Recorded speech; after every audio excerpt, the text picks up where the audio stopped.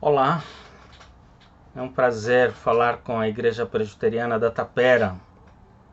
Quero agradecer pelo privilégio de poder falar com vocês nesta oportunidade.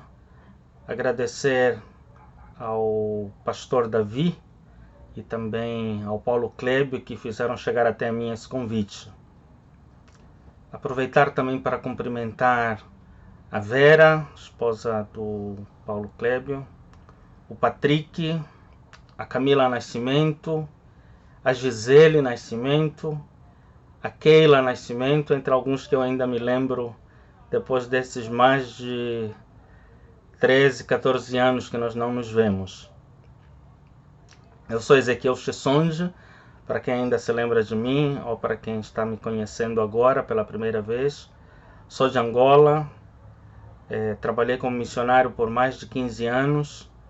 Hoje uso a minha profissão como meu ministério, como meu instrumento de missão. Hoje eu sou médico e atuo em diversas áreas em que nós vamos nos debruçar um pouco também durante essa ministração. Essa noite eu quero trazer uma reflexão da Bíblia Sagrada, que se encontra no livro de João, no Evangelho segundo João, no capítulo 11, e nós vamos começar por ler o versículo 25, depois vamos do 33 até ao 35. No versículo 25 diz assim: Disse-lhe Jesus: Eu sou a ressurreição e a vida. Aquele que crê em mim, ainda que morra, viverá. E quem vive e crê em mim, não morrerá eternamente. Você crê nisso? Agora vamos ao versículo de número 33. Ao ver chorando Maria e os judeus que a acompanhavam, Jesus agitou-se no espírito e perturbou-se. Onde o colocaram? Perguntou ele. Vem e vê, Senhor. Responderam eles. Jesus chorou. Nesse texto eu quero trazer a reflexão sobre a ressurreição dos sonhos. Eu sou particularmente apaixonado por sonhos e tenho um carinho especial pelas pessoas que são sonhadoras, que não são todas as pessoas que têm esse perfil de sonho no verdadeiro sentido da palavra. Os sonhos carregam um pouco do conceito de fé, que é o firme fundamento das coisas que não se veem. E enquanto me lembro de sonho, me lembro de um grande sonhador chamado Walt Disney.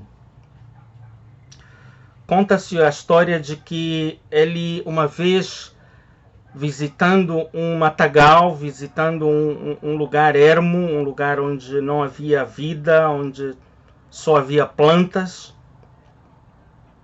ele começou a gritar: eu vejo uma montanha aqui, eu vejo engrenagens, eu vejo máquinas. E enquanto ele dizia isso com tanta garra, com tanta insistência, várias pessoas se aproximaram dele e disseram: esse rapaz está começando a delirar. As pessoas não entendiam aquilo que ele estava falando. E então foi pego à força, foi tido como louco, foi retirado daquele lugar. Mas décadas depois, hoje, o lugar onde ele sonhou a existência de um parque, o lugar onde ele sonhou a existência de máquinas e engrenagens, se tornou uma realidade. Hoje, o parque da Disney é um dos mais visitados do mundo, se não o mais visitado. É o sonho de consumo de pessoas que têm filhos na idade infantil e na idade da adolescência. Existem até pessoas que criam grupos e dizem: conhecia o Walt Disney, conhecia a Disney depois dos 30, porque era um sonho que não foi possível realizar antes dos 30 anos. homens sonhadores, mulheres sonhadoras, nem sempre são muito bem compreendidos. Há um escritor brasileiro que é o escritor mais lido do Brasil no mundo inteiro, o escritor mais traduzido no mundo inteiro, dentre os escritores brasileiros, e ele se chama Paulo Coelho. Paulo Coelho chegou a ser internado em manicômios psiquiátricos porque foi tido como louco, de tantas ideias que ele tinha. Se você é um sonhador, provavelmente você é uma pessoa solitária. Provavelmente você é uma pessoa taxada de louca, é uma pessoa taxada de fora do cabo. Não se espante se isso acontece com você, porque você não é o único, você não é o primeiro, ou você não é a primeira, e você não será o último também.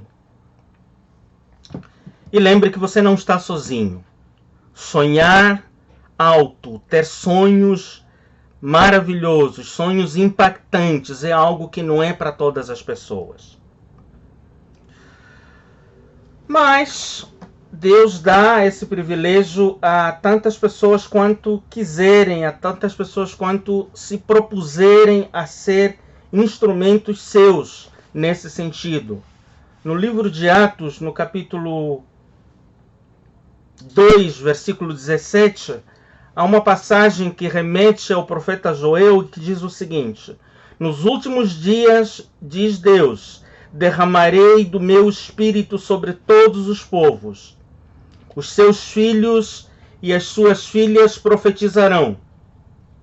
Os jovens terão visões.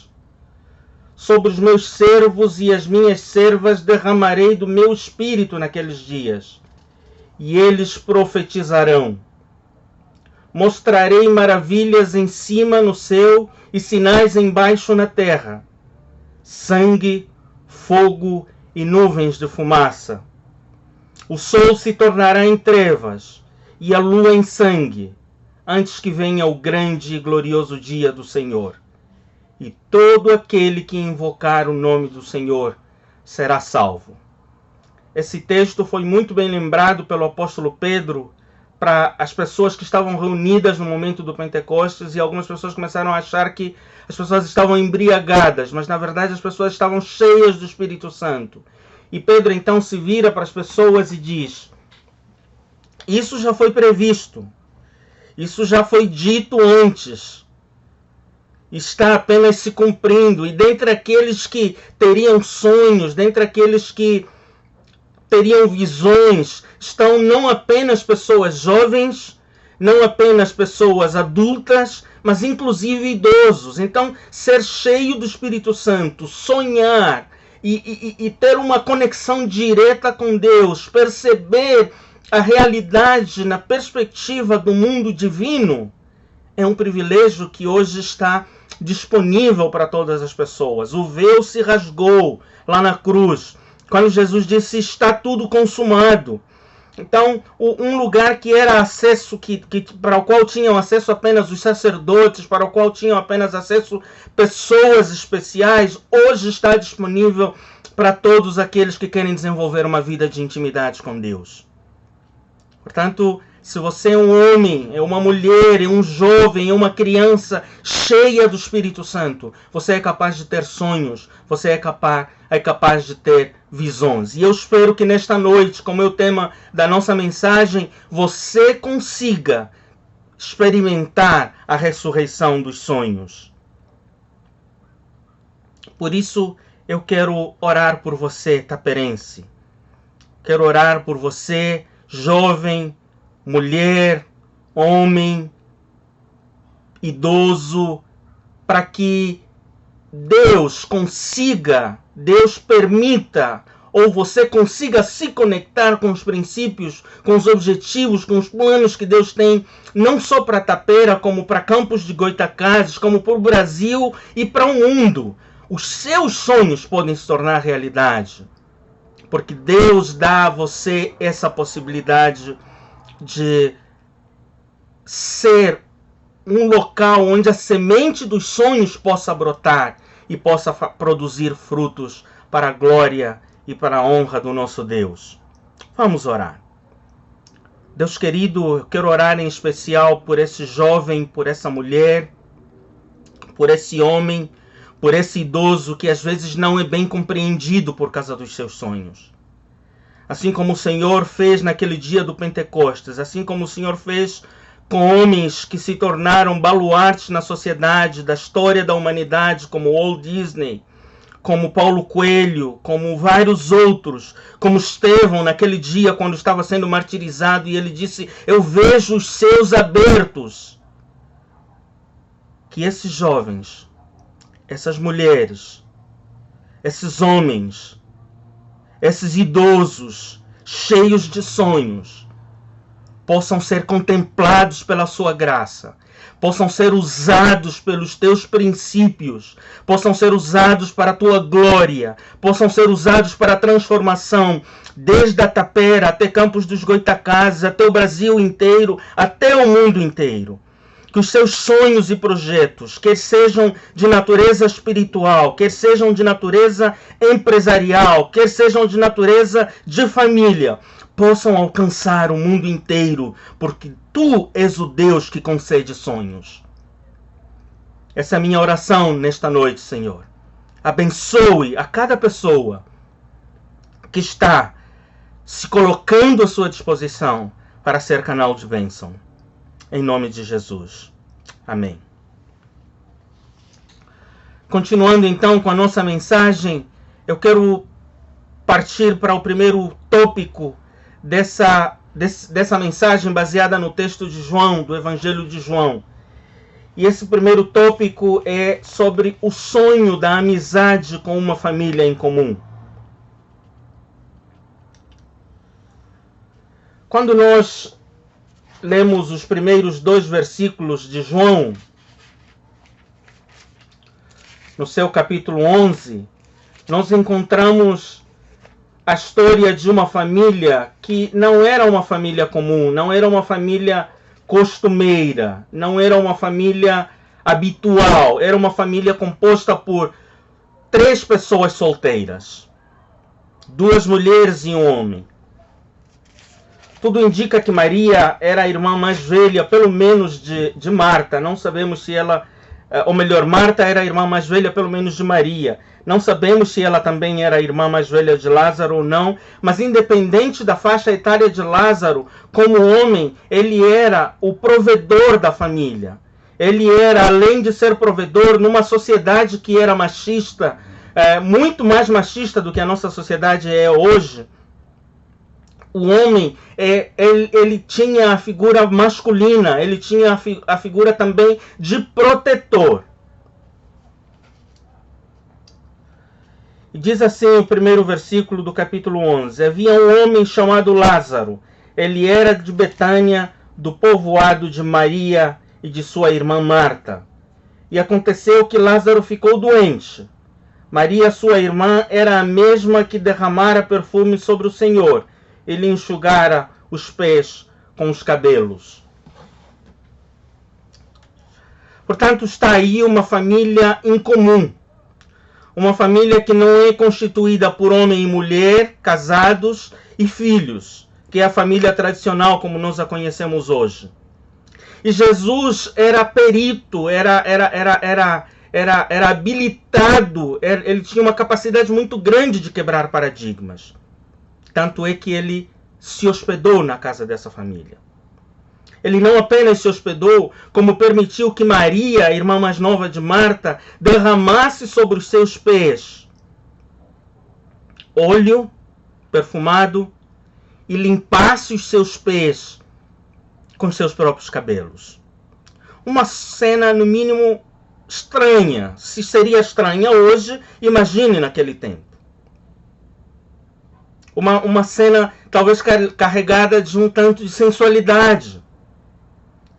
E naquele momento, alguém se vira para Jesus e diz: que desperdício é esse? As pessoas que são mais avarentas tendem a ser muito mais críticas. Tendem a ver problemas em tudo. pessoas que são legalistas, tendem a dar um valor muito maior à lei do que ao ser humano para quem foi feito a lei e por quem foi feita a lei. Jesus quebra esses paradigmas. Se hospeda na casa de Marta e Maria. Marta, como manda a tradição, não só lá naquela região da Judeia, na região de Betânia, como também na nossa realidade hoje, ela se levanta e faz um ato que seria como se fosse heróico. Produzir, pegar um guaraná, umas coxinhas, se fosse na nossa realidade hoje aqui, ou se fosse na realidade de Minas Gerais, um pão de queijo com um café, um pão de queijo bom, daquele muito bom. Ela se levanta e prepara o lanche para Jesus. E de repente ela reclama e diz: Jesus, poxa, eu estou aqui toda ocupada, toda atarefada, preparando alguma coisa para te receber. E Maria está ali toda sossegada ao seu lado. Que história é essa? E Jesus se vira para ela e diz: Marta escolheu a melhor parte. Ou melhor, Maria escolheu a melhor parte. Nós damos um valor muito grande às pessoas que fazem acontecer. Nós damos um grande valor a pessoas que aparecem, a pessoas que têm visibilidade. Nós gostamos do pedestal, nós gostamos dos holofotes. Mas Deus trabalha e se importa com o caráter, com a personalidade, inclusive daquelas pessoas que são as mais calmas, as mais tranquilas. Nessa realidade de uma família em comum, nós acabamos de ver agora, recentemente, um debate que se acendeu nas mídias sociais, quando um homem transexual foi usado pela campanha da Natura para ser o representante dos Dias dos Pais. Independente de concordarmos ou não concordarmos com todo esse debate, com toda essa realidade, um fato é verdade. É que hoje cada vez mais existem famílias com estrutura em comum. E da mesma maneira que provavelmente Marta, Maria e Lázaro constituíam uma família em comum e talvez não eram vistas com tão bons olhos, as famílias em comuns também hoje nós as vemos com um olhar talvez diferenciado. Independente da nossa posição cristã, da nossa posição religiosa, dos nossos valores morais e culturais, a grande realidade é que não pode se fugir mais desse fato de que existem famílias de 2 pais, famílias de 2 mães, famílias de pessoas solteiras, homens e mulheres. Existem famílias totalmente diferentes. E Deus tem o desejo de transformar cada uma das pessoas dessas famílias em pessoas que o conheçam como Senhor e Salvador de suas vidas. E se nós agirmos apenas apedrejando, se agirmos apenas como legalistas, se agirmos apenas como pessoas que vivem criticando, se agirmos apenas como pessoas que colocam esse povo de escanteio, é muito provável que essas pessoas nunca serão alcançadas pela graça divina. E Deus não vai descer do céu para fazer isso sozinho. Ele vai usar a você e a mim. Vai usar a mim e a você para realizar essa missão. Por isso, que Deus nos dê graça de abrirmos os nossos olhos para as oportunidades que nos estão sendo dadas para acolher, para evitar julgamento, para evitar crucificação, para evitar apedrejamento e sermos mais graciosos, sermos mais acolhedores. De igual modo, essas situações desses modelos de famílias diferentes estão ameaçando o padrão divino de família. Então, do mesmo jeito que nós precisamos de sensibilidade para lidar com o diferente, precisamos de graça, precisamos de sabedoria, precisamos de firmeza para defender os valores cristãos e os princípios como Deus deseja que a família seja constituída, como Deus deseja que filhos sejam educados, como Deus deseja que haja preservação desses valores da família. A família tem sido alvo cada vez maior de ataques A família tem sido alvo cada vez maior de armadilhas. E que Deus nos dê graça de sermos firmes para defender esses valores. De sermos firmes para cultivar esses valores. Ao mesmo tempo que somos sensíveis para lidar com o diferente, para que a graça de Deus possa alcançá-los. Vamos orar mais uma vez. Senhor, eu quero orar pela proteção das nossas famílias. Famílias que têm sido atacadas, famílias que têm sido alvo de processos de divórcio, famílias que têm sido minadas por vícios. Eu quero te pedir, Senhor, que a tua graça e o teu favor nos ajudem a preservar esses valores de família.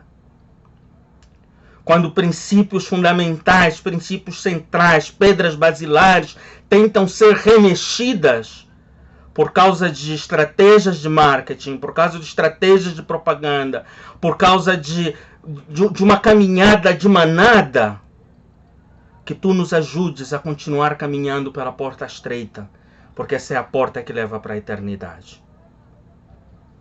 Mas ao mesmo tempo nos dê a sensibilidade de quebrar paradigmas e abraçarmos, acolhermos da mesma maneira que Jesus se permitiu ter um relacionamento de intimidade com essa família que era incomum. Muito provavelmente teve que enfrentar críticas, teve que enfrentar olhares atravessados, torcidas de nariz. Mas Cristo se manteve firme em amar o diferente, amar o incomum. E nos ajude a fazer isso com as famílias de padrão diferente que estão surgindo cada vez mais na sociedade. Famílias divorciadas, famílias em segundo casamento, em terceiro, em quarto. Famílias que merecem todo tipo de desprezo no nosso olhar humano. Mas que, como tu, em vez de julgar, nós sejamos capazes de amar. Em vez de apedrejar, sejamos capazes de acolher. Essa é a nossa oração, Senhor. Nos ajude a sermos instrumentos do seu sacerdócio nessa terra onde o Senhor tem nos colocado. Em nome de Jesus. Amém. Continuando com a nossa mensagem, eu quero partir para o terceiro tópico, que é o grito. Jesus ouve o grito desesperado na tribulação. No mesmo capítulo 11 de João, no versículo 3, nós podemos ler: Então as irmãs de Lázaro mandaram dizer a Jesus: Senhor, aquele a quem amas está doente. Aquele a quem amas está doente.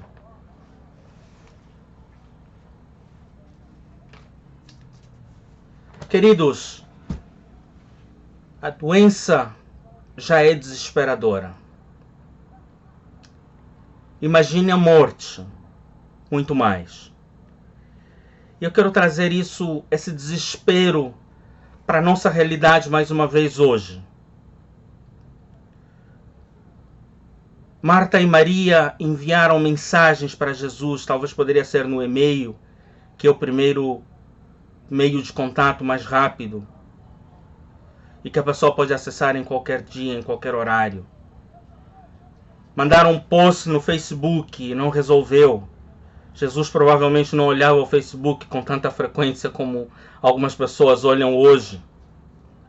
Mandaram uma mensagem para o Zap, para o WhatsApp. E a mensagem ficou lá cinza, nunca era visualizada. Mandaram uma mensagem de voz, uma mensagem de vídeo. E ainda assim Jesus não visualizou. Passaram para outro aplicativo. Jesus, se visse hoje, seria uma pessoa extremamente moderna. Ele deveria ter Telegram também. Mandaram uma mensagem pelo Telegram. E ainda assim, Jesus não respondeu. E usaram todos os meios de comunicação possíveis para fazer chegar a Jesus a mensagem de que seu irmão estava doente. E aí, de repente, aparece uma vizinha daquele fusquinha caindo aos pedaços e diz: vamos colocar Lázaro no carro e vamos para o hospital. Aquele fusquinha andando devagar, com toda aquela dificuldade, aquela tremedeira toda aí, lá se foi. Lázaro chegou ao hospital. Talvez ainda há tempo de ser atendido por médicos. Mas não resistiu e morreu. Assim como muitas pessoas têm morrido hoje com a Covid-19, apesar de todos os cuidados tomados, apesar de todas as medidas de proteção adotadas, infelizmente alguns estão nos deixando. E a esses nós queremos dar o nosso abraço de solidariedade aos familiares e dizer que vocês não estão sozinhos. Enquanto a morte não chega, o clamor é grande. E esse clamor é no sentido de encontrar ajuda, de encontrar apoio, de encontrar socorro.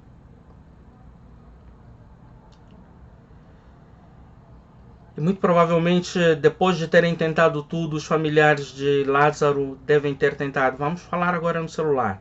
Jesus está sempre diante de público, Jesus está sempre ocupado, Jesus está sempre envolvido em atividades e não gostamos de o incomodar, mas vamos ligar para o telefone. O telefone para o qual você ligou está desligado ou fora da área de cobertura.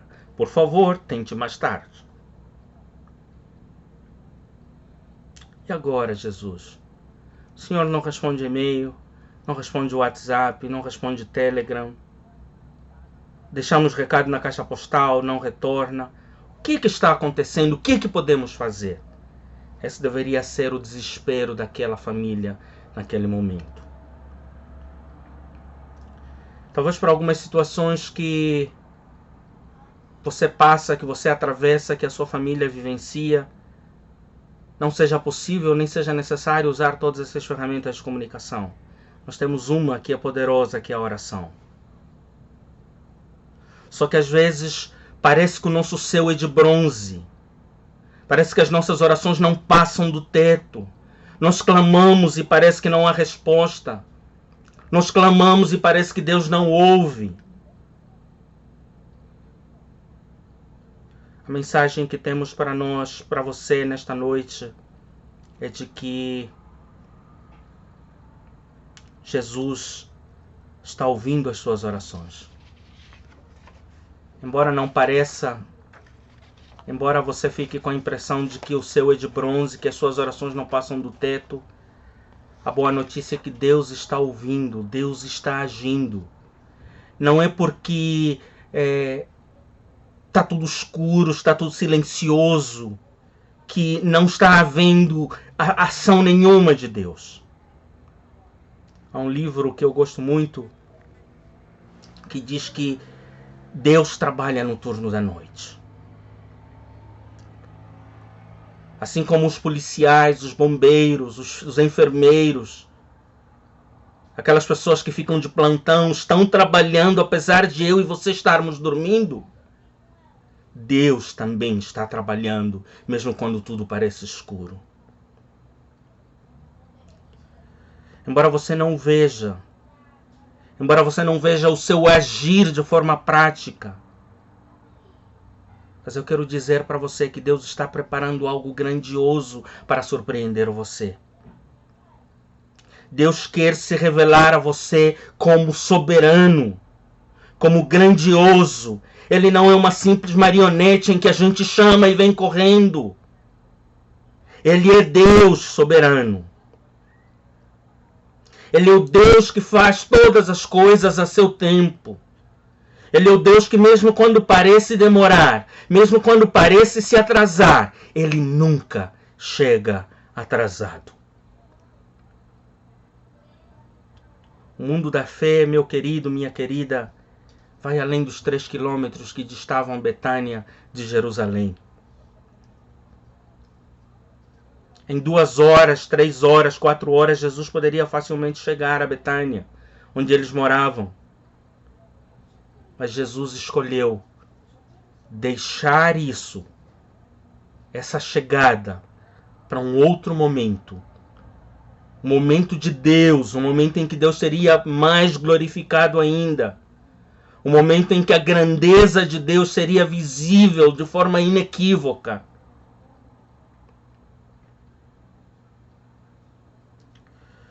Todas as alternativas já tinham se esgotado. Lázaro já estava morto. E é quando Jesus chega, parecendo que era muito tarde. Mas Jesus chega para estremecer, para surpreender, para agir de forma tremenda. E é isso que ele vai fazer, apesar do seu estar parecendo ser de bronze, em que as orações não passam do teto. Talvez você seja um pai que está clamando para que os seus filhos ou a sua filha volte para os caminhos de Jesus. Está afundado nos vícios, está afundado nos descaminhos. Deus faz um novo caminho para você. Ao vivo as coisas acontecem, né? Então vamos deixar esse som fazer a sua vez e depois nós vamos continuar sendo ouvidos de forma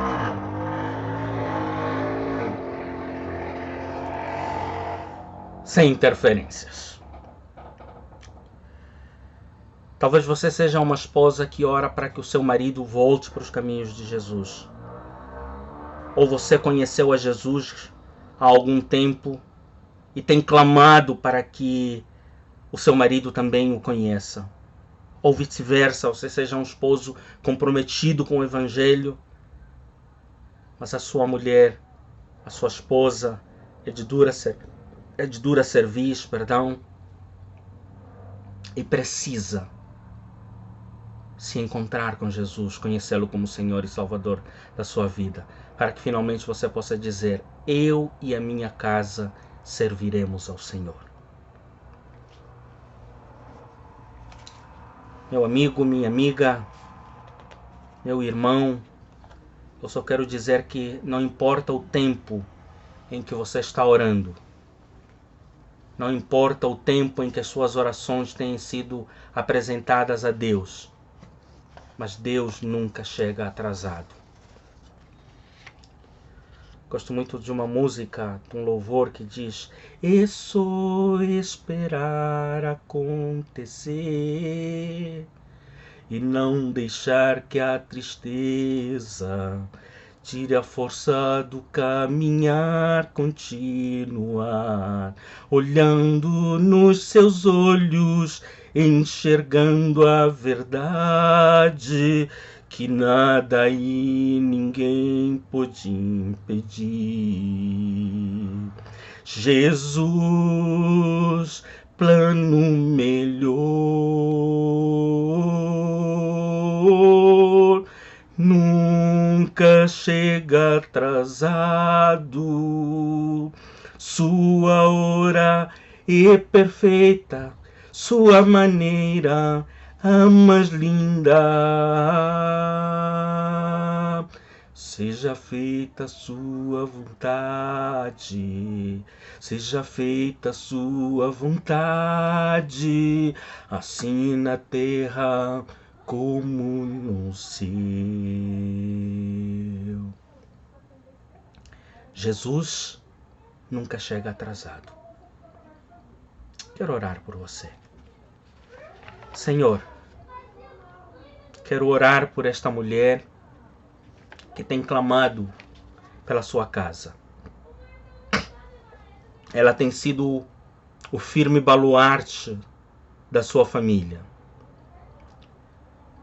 Mas ela tem se mostrado cansada, esgotada de tanto clamar. Ser a única a batalhar para que esse casamento dê certo. De diversas formas esse casamento tem recebido setas. Setas de divórcio, setas de desestabilização, setas de contenda. E ela tem se mantido firme.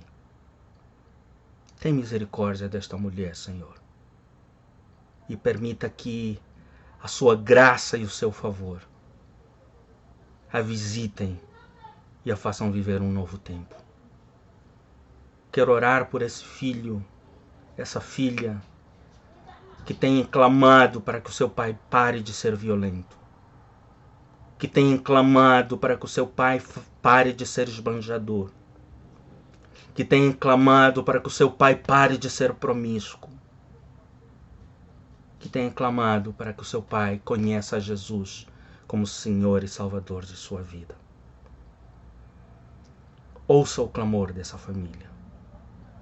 Ouça o clamor desse pai cujo filho tem caminhado no mundo das drogas, cujo filho tem caminhado no caminho da promiscuidade, cujo filho tem dado dor de cabeça, tem dado trabalho, talvez por uma enfermidade, talvez por algum problema de comportamento, de personalidade, talvez por um problema de mau aproveitamento na escola.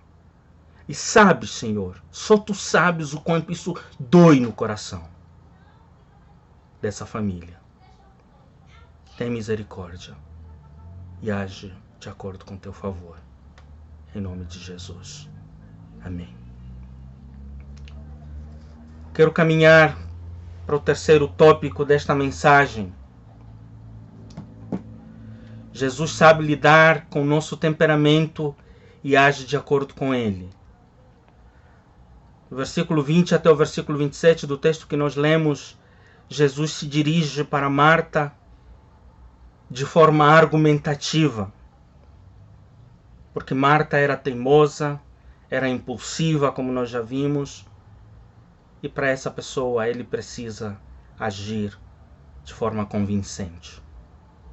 Já Maria simplesmente diz poucas palavras, que Senhor, se Tu estivesses aqui, o meu irmão não teria morrido. Maria era mais de agir do que de falar. Tanto é que lá atrás, como vimos, ela usa os seus próprios cabelos e o melhor que tinha do seu olho, do seu azeite para ungir a Jesus. Deus conhece os nossos temperamentos e Ele age conosco de acordo com aquilo que melhor nos atende. Que nesta noite, nesta manhã, nesta madrugada,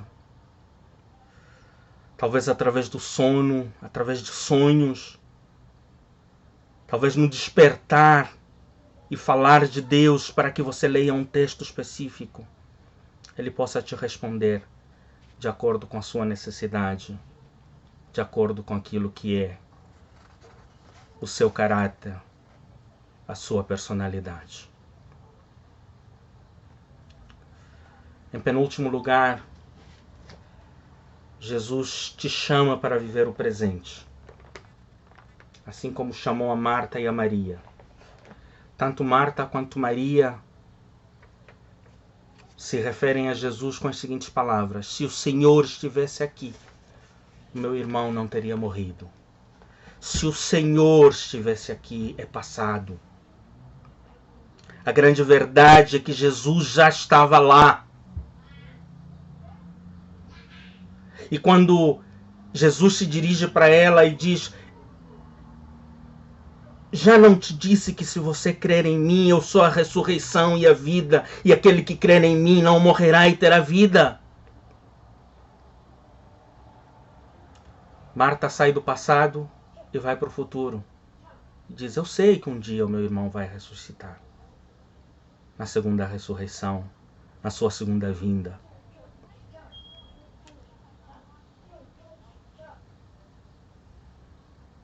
E essa é a nossa característica.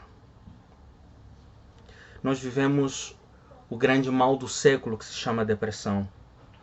Vivemos o grande mal do século que se chama ansiedade, principalmente em tempos de Covid-19 em que nós estamos vivendo. Depressão é excesso de passado. Eu trabalho com psiquiatria e nós enxergamos isso de forma muito clara. As pessoas deprimidas vivem mais no passado do que no presente. Viajam demais para o passado e deixam de viver o presente. Já as pessoas ansiosas também pulam o presente e vão para o futuro. E nenhum nem outro conseguem viver o presente. Vivem preocupados, alguns preocupados demais com o que aconteceu lá atrás, com as marcas que isso deixou, e outros preocupados com o futuro que não sabem se vai acontecer ou como vai acontecer. Isso me lembra muito Carl Lewis. Carl Lewis foi um grande escritor, C.S. Lewis. Um grande escritor inglês, um grande escritor britânico, que foi nos escritos deles que foram inspirados o filme das Crônicas de Nárnia. E teve uma grande influência também na produção do filme do Rei Leão. E C.S. Lewis, num dos seus livros, que tem como título Cartas do Diabo ao seu Aprendiz, ele diz que o diabo ele diz ao seu aprendiz o seguinte: vai lá e faça com que as pessoas vivam demais no passado. Vai lá e corrompa as pessoas para que vivam demais no futuro. Assim elas não terão tempo de viver o presente, não terão tempo de desfrutar das coisas boas que o presente traz. E parece que o seu aprendiz exerceu muito bem essa missão. As pessoas hoje vivem tanto no passado e tanto no futuro que se esquecem do presente. Se esquecem de viver do presente. Que Deus nos ajude a vivermos o presente. E o apóstolo João, o escritor do Evangelho de João, mostra isso muito bem. Ele é o que apresenta Jesus como o grande eu sou. Lá no primeiro milagre, quando falta vinho, Jesus é apresentado como aquele que faz as grandes perguntas e se apresenta como o grande eu sou. No começo do livro de João, ele se apresenta como eu sou o Verbo que se fez carne. Eu sou o caminho, a verdade e a vida. Eu sou a luz do mundo e quem anda em mim jamais andará em trevas. Eu sou a água da vida, quem beber da minha água jamais sentirá sede. Eu sou o pão da vida, eu sou a ressurreição e a vida, como nós vimos no versículo 25 e 26 de João 11, que é o texto que nós lemos. Por isso, o livro de João é o melhor livro para a apresentação do plano da salvação. É o melhor livro para ajudar depressivos e ansiosos. Eu sou a ressurreição e a vida. Eu sou o pão. Eu sou o Verbo que se fez carne. Eu sou a água viva.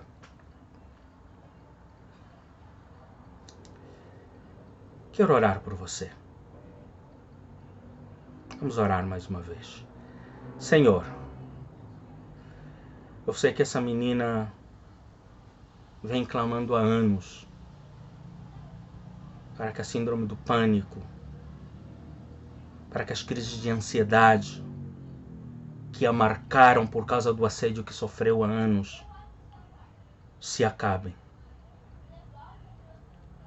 Mas jamais isso vai acontecer se ela não viver o presente. Eu sei que esse rapaz, desde a altura em que foi abandonado pela namorada, não consegue viver uma vida plena. Mas jamais a viverá se ele não viver o presente. Eu sei que essa família que perdeu o seu filho no aborto, que perdeu a sua filha de forma trágica, não consegue se recuperar desta dor. Sei que esse filho que tinha um pai, essa filha que tinha um pai maravilhoso, desde a altura em que o pai se foi, ela nunca mais ficou a mesma pessoa. Porque ela vive presa a isso. Eu sei que esse empresário vive tão ansioso com o futuro, sem saber o que vai acontecer depois da pandemia do coronavírus, que ele não consegue viver o presente hoje. Eu sei que esse político esse pastor, esse seminarista estão preocupados com a próxima eleição. Mas não deixe que isso tire a força, o vigor e a alegria de viverem o presente. Faça com que sejam fortalecidos pelo Senhor e possam viver o grande eu sou que tu és. Em nome de Jesus. Amém. Por último, querido, Jesus faz algumas perguntas a essa família. Se aproxima dela. Deixa eu encostar aqui que a luz é muito forte. Jesus se aproxima dessa família e faz algumas perguntas que eu gostaria de fazer a você.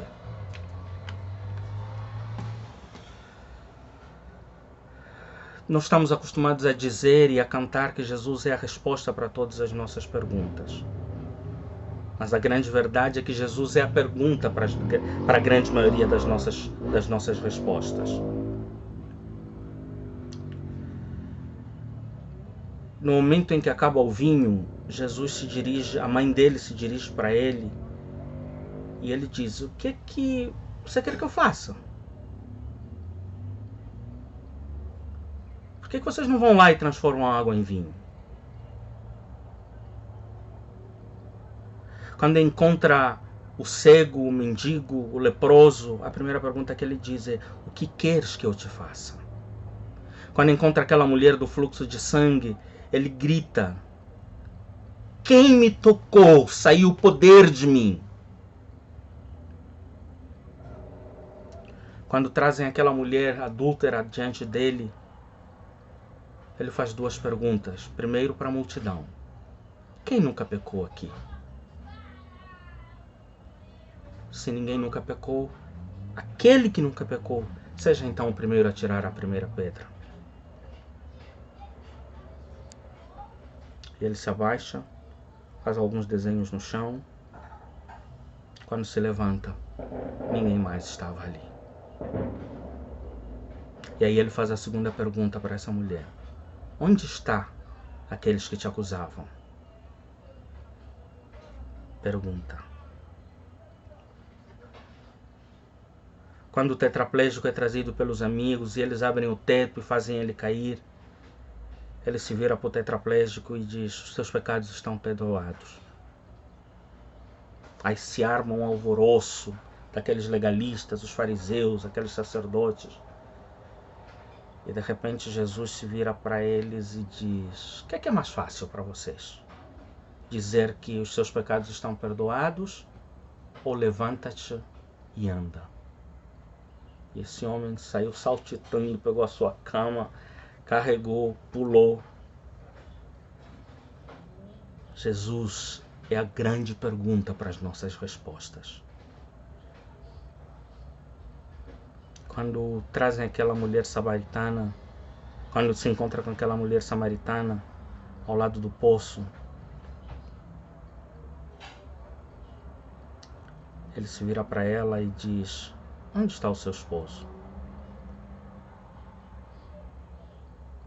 E ela tenta dar várias justificativas e ele diz: ainda bem que você falou a verdade, você não tem nenhum, porque nenhum deles é seu. Vai e não peques mais. Quando falta pão, porque as pessoas estão com fome, aquelas multidões que o acompanhavam, os discípulos dizem que esse povo está com fome. Jesus faz a pergunta: quem tem 5 pães e 2 peixinhos? Quem tem alguma coisa para dar para comer? Aí um rapaz aparece com 5 pães e 2 peixinhos. Ou 3 peixinhos. Ou 6 peixinhos. O fato é que ele aparece com pão e peixe. E oferece para que Jesus os multiplique e alimente aquela multidão toda. Quando falta vinho e a mãe o procura, ele diz: por que vocês vêm ter comigo? Quando os discípulos estão confusos e a população está confusa acerca de quem ele é, ele se vira e diz: quem vocês acham que eu sou? Quando os discípulos passam a noite inteira tentando pescar e não conseguem nada. Ele vira e diz: por que vocês não lançam a rede de novo ao mar? E no episódio que nós acabamos de ler, de João capítulo 11, ele faz algumas perguntas. A primeira pergunta, no versículo 25: você crê que eu sou a ressurreição e a vida? A segunda pergunta, no versículo 34: onde vocês o sepultaram? A terceira pergunta: eu não disse que se creres verás a glória de Deus? E a quarta e última pergunta: quem vai desamarrar o morto?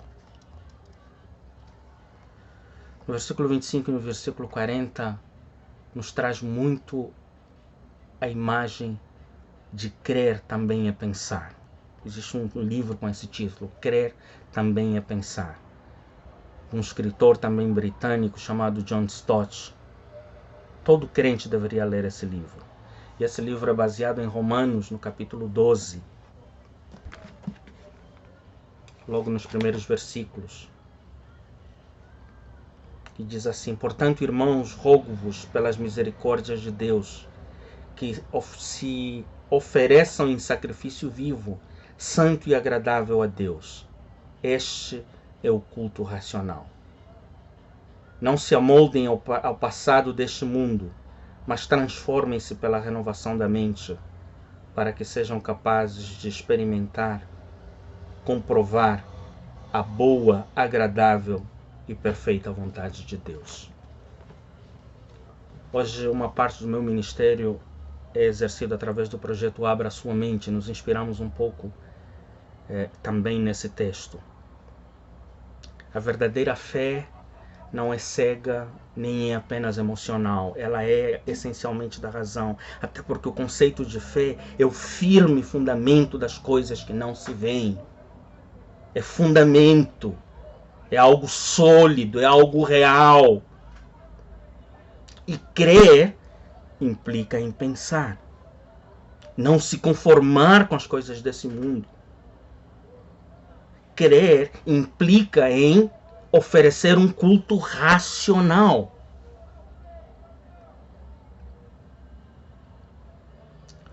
Se a sua fé tem se esfriado, que Deus nesta noite traga até o seu coração a compreensão daquilo que Ele quer para você. Por mais que a sua fé seja como o tamanho de um grão de mostarda, ela pode fazer grandes coisas, pode mover inclusive montanhas. A segunda pergunta: onde vocês o sepultaram? E a pergunta que vem nesta noite: onde é que estão sepultados os seus sonhos? Onde é que estão sepultadas as suas contas, os seus boletos, aqueles que você não tem mais coragem de abrir a gaveta para apresentá-los a Deus? Que nesta noite você consiga trazê-los à tona e apresentá-los, porque Deus pode fazer coisas grandiosas. Deus pode te surpreender. Da mesma maneira que ele perguntou: onde vocês o sepultaram? E eles foram e mostraram onde ele estava. Ele está perguntando a você: onde foram enterrados os seus sonhos? Onde você perdeu o primeiro amor? Mostre.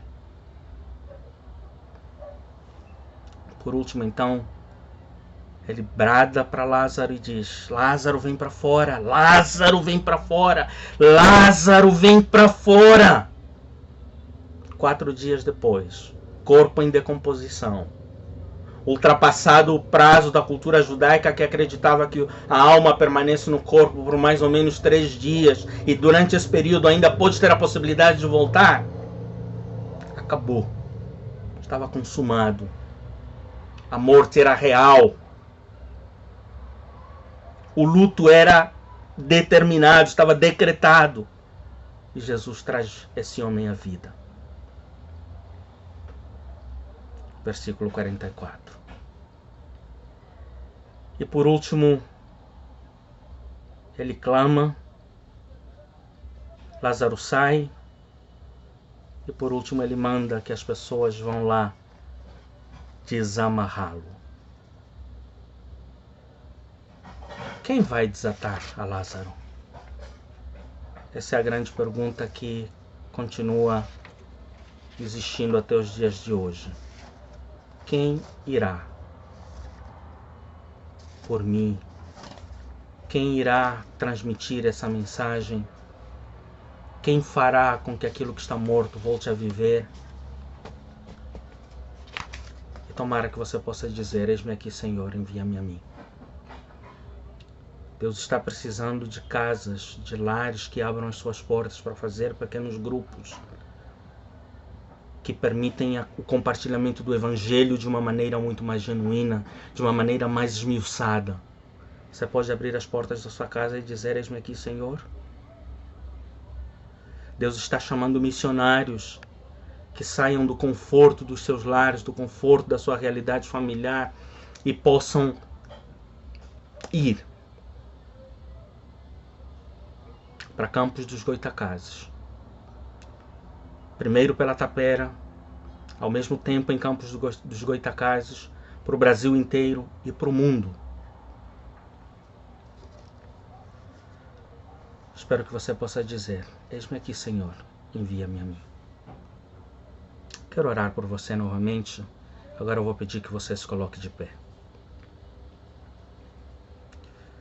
Se tentaram matar os teus sonhos, sufocando o seu coração, se lançaram você numa cova e perdeu a visão. Não desista, não pare de crer, os sonhos de Deus jamais vão morrer. Recebe a cura, recebe a unção de ousadia, unção de conquista, unção de multiplicação.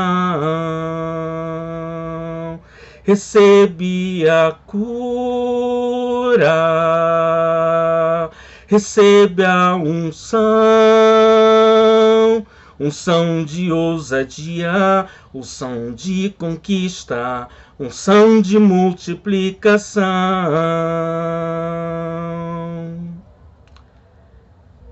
Deus amado, existem pessoas com sonhos enterrados. Existem pessoas com sonhos abandonados.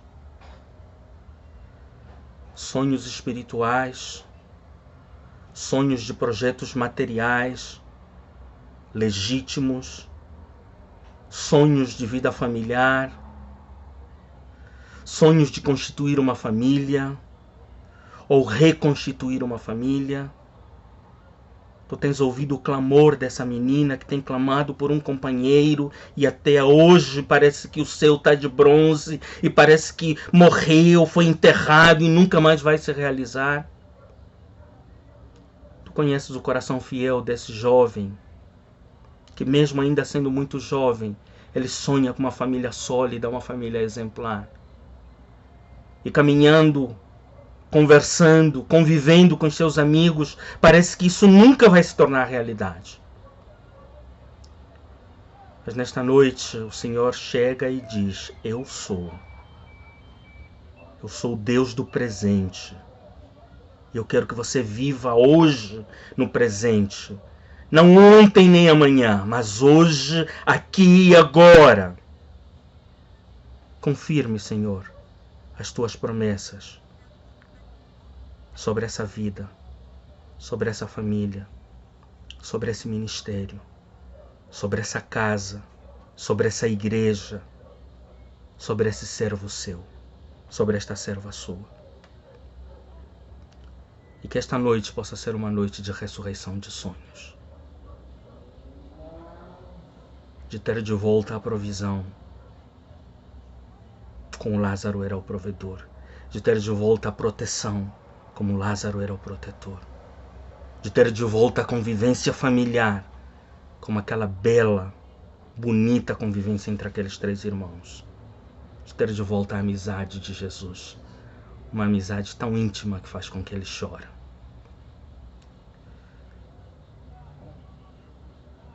Essa irmã tem virado a noite e só o travesseiro conhece as suas lágrimas. Mas na verdade o Senhor chora com ela também. Esse irmão, Senhor, que foi duramente atingido do ponto de vista econômico, não sabe o que fazer, perde as noites, tem clamado a Ti por um ato de misericórdia. Que nesta noite seja a noite do grande eu sou. Eu sou aquele que faz as coisas todas novas. Essa é a minha oração nesta noite. Em nome de Jesus nós clamamos. Amém. Muito obrigado. Recebo o abraço meu, da minha esposa Ana Paula, dos meus filhos, a Iola Beatriz e o Gustavo Ossi. E que a graça de Deus continue sobre você. Em nome de Jesus. Um grande abraço. Tchau, tchau.